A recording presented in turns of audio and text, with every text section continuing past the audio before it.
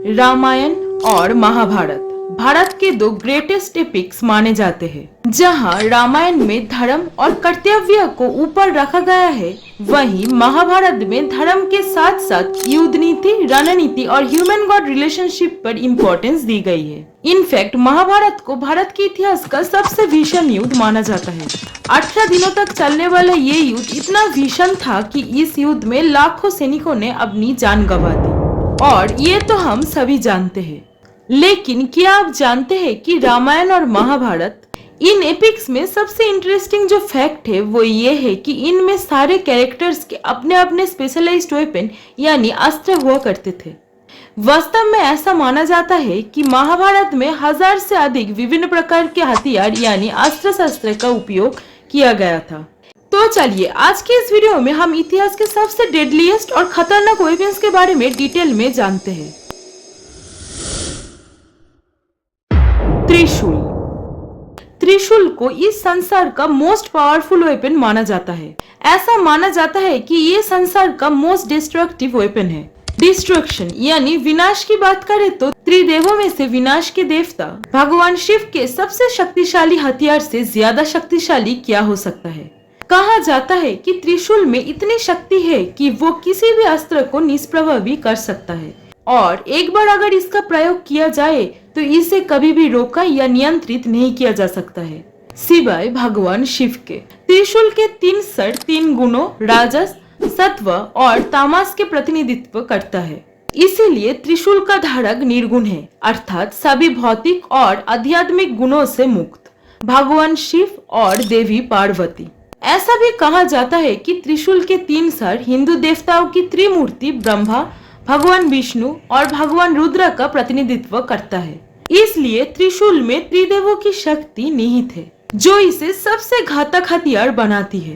Because भगवान शिव को विनाशकारी देवता के रूप में माना जाता है, इसलिए ऐसा माना जाता है कि कलयुग के अंत में शिव जी अपने त्रिशूल से सभी पापियों का नाश कर देंगे। सुदर्शन चक्र।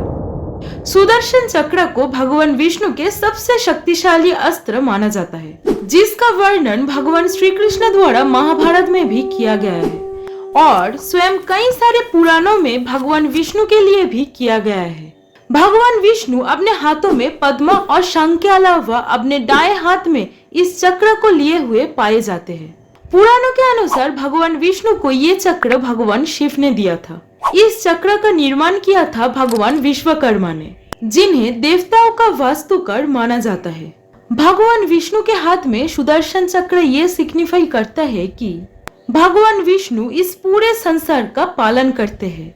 सुदर्शन चक्र का जो सबसे खास बात है वो ये है कि जब भी इस अस्त्र का प्रयोग दुश्मन के ऊपर किया जाता है, ये दुश्मन का खात्मा करके खुद ब खुद भगवान विष्णु के पास वापस आ जाता है।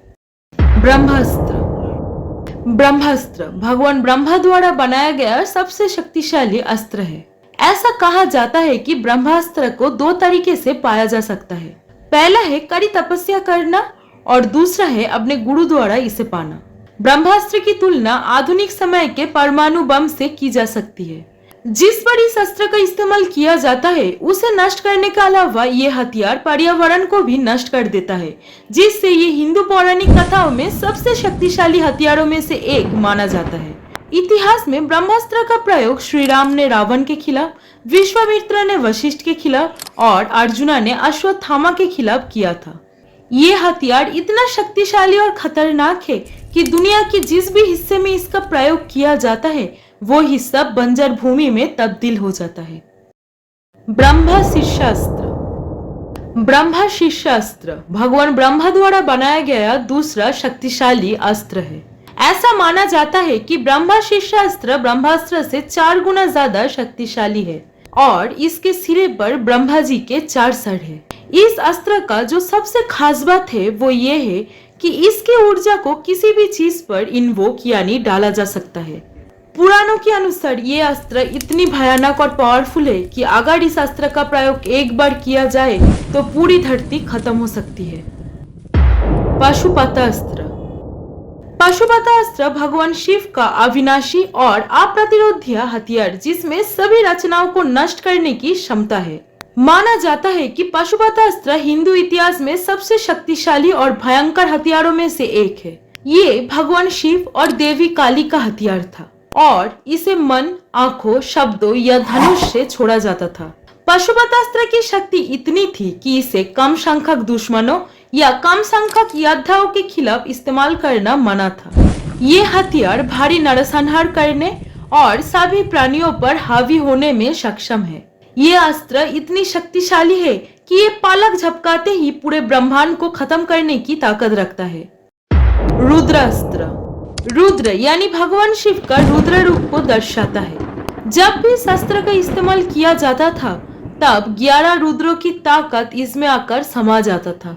ये अस्त्र इतनी शक्तिशाली है कि इसके इस्तेमाल मात्र से ही पूरी संसार नष्ट हो सकता है। नारायण अस्त्र, हिंदू पौराणिक कथाओं में नारायण अस्त्र एक शक्तिशाली हथियार है जिसका इस्तेमाल भगवान विष्णु ने अपने नारायण अवतार में किया था। ये एक ही समय में अपने लक्ष्य पर लाखों बाण और अन्य हथियार फेंक सकता है और दुश्मन को बस एक ही झटके में खत्म कर सकता है। इस अस्त्र का मुकाबला किसी अन्य अस्त्र से नहीं किया जा सकता। इस अस्त्र को बेअसर करने का एकमात्र तरीका पूर्ण समर्पण है। यदि नारायण अस्त्र का मुकाबला करने के लिए किसी अन्य अस्त्र का प्रयोग किया जाता है तो नारायण अस्त्र की विनाशकारी क्षमता बढ़ जाती है। इनफैक्ट जब इस अस्त्र को अश्वत्थामा ने महाभारत के युद्ध में पांडवों के खिलाफ इस्तेमाल किए थे तब भगवान श्री कृष्ण ने पांडवों को आत्मसमर्पण करने का सलाह देते हैं जिससे वो सब इस अस्त्र से बच पाते हैं। वज्र, वज्र भगवान इंद्र का अस्त्र है। इस अस्त्र को भगवान विष्णु ने ऋषि दधीचि के रीढ़ के हड्डियों से बनाया था और इस अस्त्र का निर्माण वित्रासुर नामक भयानक राक्षस को मारने के लिए किया गया था, क्योंकि वित्रासुर को भगवान शिव से एक वरदान प्राप्त था जिसके अनुसार उसे किसी भी धातु या पदार्थ से नहीं मारा जा सकता था और इसलिए इस अस्त्र का सर्वप्रथम इस्तेमाल देवराज इंद्र ने वित्रासुर को मारने के लिए किए थे। हथियार यानी अस्त्र शस्त्र सिर्फ लड़ाई या युद्ध को सिग्निफाई नहीं करता बल्कि बुराई को नष्ट करके न्याय और धर्म के पुनः स्थापना को भी दर्शाता है। तो इस विषय पे आपका क्या थॉट है वो हमें कमेंट में जरूर बताएं। So that's it for today's video. अगर ये वीडियो आपको थोड़ी सी पसंद आई है तो प्लीज इस वीडियो को एक लाइक करें एंड अपनी फैमिली और फ्रेंड्स के साथ इस वीडियो को शेयर करें एंड हमारे चैनल मिथस्कोप को सब्सक्राइब करें क्योंकि आपका एक लाइक और सब्सक्राइब हमें मोटिवेट करता है कि हम आपके लिए ऐसे ही वीडियोस लाते रहे। So see you in the next video. Till then हर हर महादेव, जय भोलेनाथ।